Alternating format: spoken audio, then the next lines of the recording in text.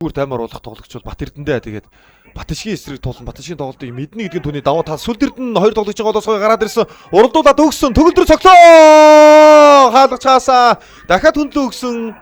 За төгөлдөр сүлд Эрдэнэ гэсэн одоо аюултай тоглогчдын одоо тун эйгүү сөрөг тоглоо явлаа. Сүлд Эрдэнэ сая энэ хоёр тоглогчийн голоос гараад ирсэн байсан. Хөндлөө өгсөн, гой өгсөн. Төгөлдөрт яг хөл дээр нь өгсөн. Засаа баруун зогсон төгөлдөр. Хаагаад за айнуудад хаалгач хаан Эрдэнэ бага аварлаа. За гаа Эрдэнэ яасчлуу. Баруун төгсөн, ханан даваад явсан. За гол оржээ. Өсгөрөөдөө амдыг дүүсэн тоглоо. Дэрэнгийн гол.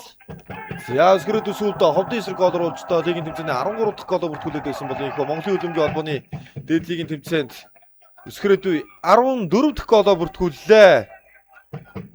За амдыг ихлүүлсэн бөмбөг хорчонцгоос гой зөхөд ижлээ. Энэ ялчгүй одоо хувьд өгч. Нэлээ өндөр ур чадвар гарлаа. Хорчонцгоос хоёр хамгаалагчийн эсрэг тоглоод. За дамжуулалт ороод ирсэн давчлаа. За шүгчхний үед дуусах нь ойлгомжтой. За ингээд тоглолтын нэгдүгээр үед өсгөрөөдгийн голоор 1 тэгин харьцаатай Дэрэн клубын баг шилжүүллээ. Тоглолтын 2 дугаар хасаар 10 минутын дараа уулзъя.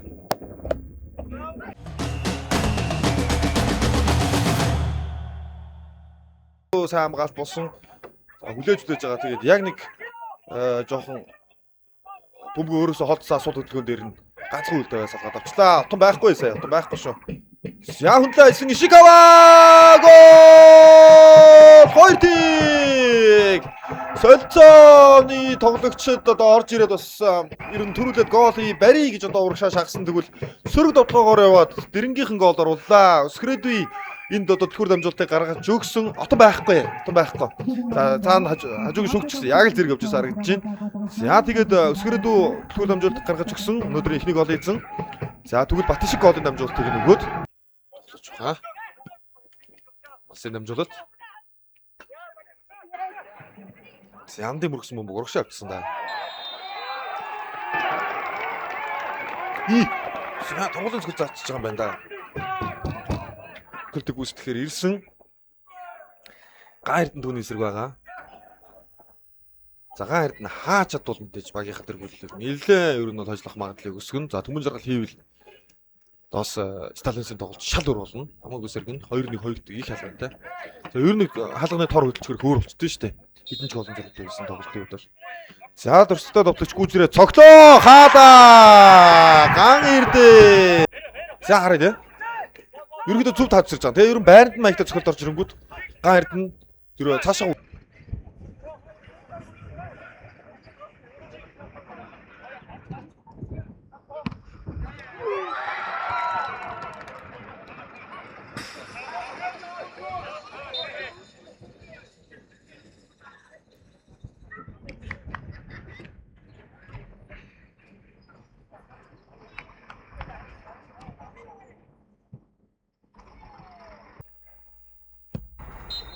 Януудад Эрдэнэ бөмбөг орсны дараа шүүгч хөглөг үлээснээр үндсэн цаг 2 тэгэн харьцаатай Дэрэн баг хүжиж Монголын хөлбөмбөгийн холбооны үндэсний дээд лигийн тэмцээний 2025-аас 2026 оны удирлын 11 дахь хожлоо авлаа.